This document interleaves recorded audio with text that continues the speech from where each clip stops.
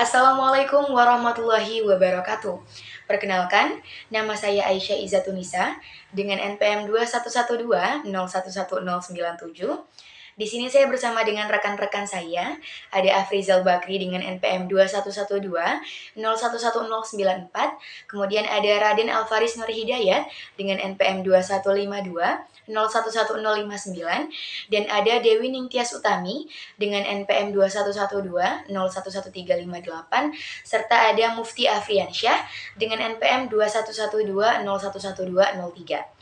Nah, di sini kami akan menjelaskan mengenai hasil diskusi kami sebagai pemenuhan tugas dalam mata kuliah Konstitusi dan HAM. Sebelum membahas lebih jauh terkait dengan konstitusi dan HAM, terlebih dahulu saya akan menjelaskan mengenai apa itu konstitusi dan apa itu HAM. Konstitusi dalam arti sempit dapat diartikan sebagai undang-undang dasar suatu negara. Kalau di Indonesia itu adalah Undang-Undang Dasar 1945. Sedangkan konstitusi dalam arti luas dapat diartikan sebagai suatu peraturan perundang-undangan ataupun peraturan lainnya ataupun kaidah-kaidah yang berlaku sebagai norma hukum dalam suatu negara. Nah, menurut Profesor Sri Sumantri, konstitusi sendiri memiliki 3 hal yang wajib termuat di dalamnya. Yang pertama adalah jaminan mengenai hak-hak asasi manusia dan hak warga negara. Kemudian yang kedua terkait dengan ditetapkannya susunan ketatanegaraan suatu negara secara fundamental. Dan yang ketiga adalah adanya pembagian tugas dan wewenang ketatanegaraan yang bersifat fundamental. Nah, disinilah hubungan antara konstitusi dan HAM. Karena salah satu unsur yang harus terpenuhi dalam suatu konstitusi adalah adanya penegakan HAM. Artinya di sini dapat kita katakan bahwa konstitusi bukan hanya menjadi jaminan secara tertulis mengenai pelaksanaan HAM, namun juga sebagai peraturan yang menyediakan nilai-nilai yang digunakan oleh lembaga peradilan dalam mengimplementasikan serta menginterpretasi hak-hak tersebut. Nah, pada kesempatan kali ini, kami akan menjelaskan mengenai 3 subbab pembahasan. Yang pertama adalah bagaimana kondisi penegakan hukum yang ada di Indonesia. Kemudian yang kedua adalah contoh kasus pelanggaran konstitusi yang ada di Indonesia. Serta yang ketiga adalah pengaturan hak asasi manusia dalam konstitusi di Indonesia. Nah, pembahasan ini akan disampaikan oleh rekan-rekan saya setelah ini. Assalamualaikum warahmatullahi wabarakatuh. Perkenalkan, nama saya Dewi Ningtyas Utami dengan NPM 2112011358. Sini saya akan menjelaskan mengenai bagaimana kondisi perlindungan dan penegakan hukum di Indonesia pada saat ini. Indonesia adalah negara hukum yang mana mengutamakan landasan hukum dalam semua aktivitasnya. Seperti yang dinyatakan pada pasal 1 ayat 3 Undang-Undang 1945, bahwasanya masyarakat, mahasiswa maupun pelajar haruslah paham akan hukum agar dan tidak mengabaikannya begitu saja. Disebabkan oleh pengaruh hukum sangat penting di kehidupan kita pada saat ini. Karena semua perbuatan dan tindakan berlandasan hukum di dalam peraturan perundang-undangan. Setelah kita mengetahui aturan hukum, maka seseorang akan mengetahui haknya, kewajiban, dan tahu apa yang harus ia lakukan ketika dihadapkan pada hukum. Namun, bagaimana dengan hukum di Indonesia saat ini?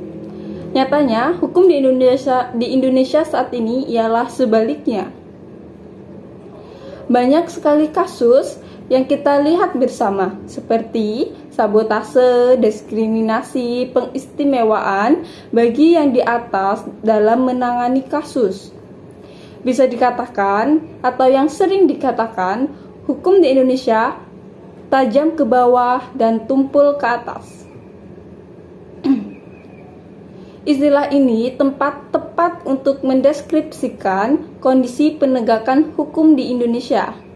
Tapi menurut aturan hukum ini adalah benar. Masyarakat mengungkapkan hukum bisa dibeli oleh yang punya jabatan, kekuasaan, atau yang memiliki uang berlimpah. Sebaliknya, hukum beda pada orang yang di bawah, seakan hukum dapat untuk dipermainkan. Kondisi seperti ini tentu saja sangat memprihatinkan di tanah air kita.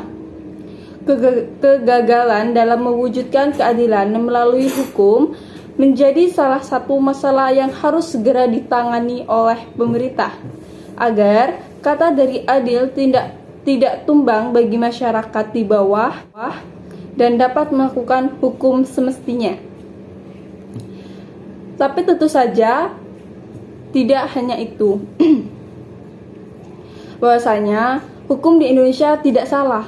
Yang salah adalah orang-orang yang menjalankan hukum tersebut. Saat hukum dijalankan dengan baik dan oleh orang-orang yang tepat, maka hukum itu akan adil dan tidak melihat siapapun. Seperti yang kita inginkan, semua rakyat Indonesia tentu saja. Assalamualaikum warahmatullahi wabarakatuh. Perkenalkan, nama saya Raden Alfaris Nur Hidayat.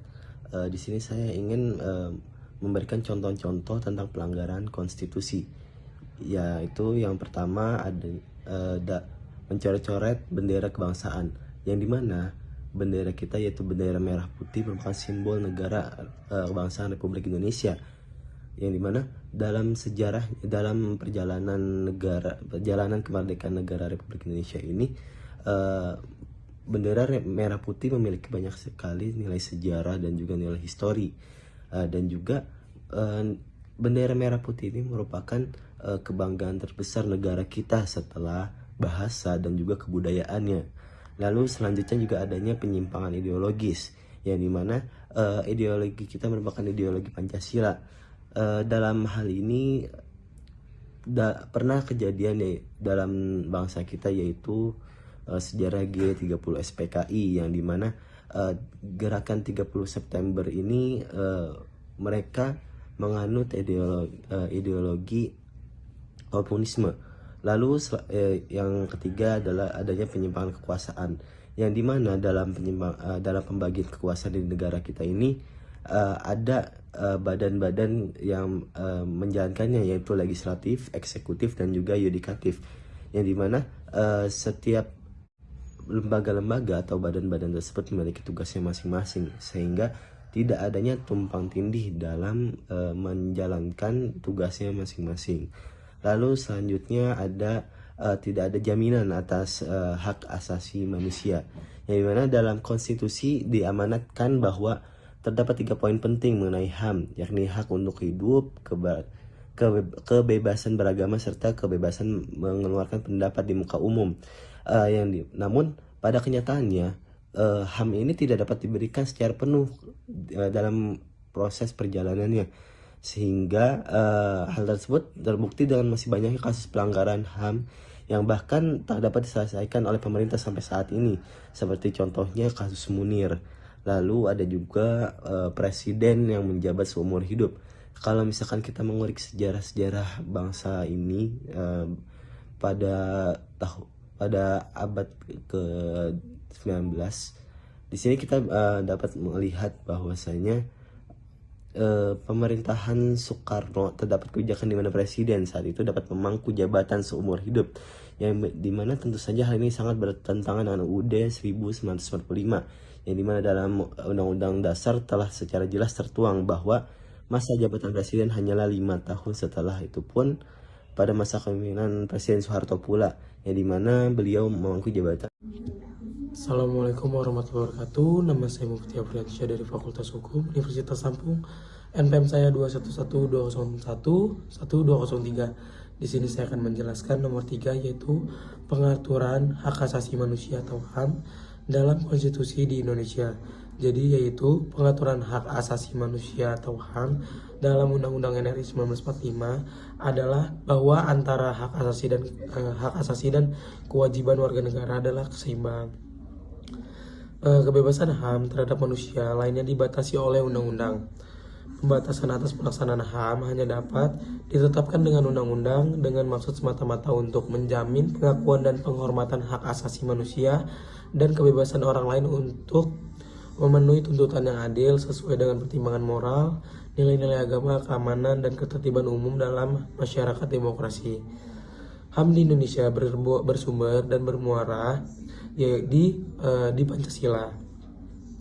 Bermuara pada Pancasila dimaksud bahwa pelaksana HAM tersebut harus memperhatikan garis yang telah ditentukan dalam ketentuan falsafah Pancasila.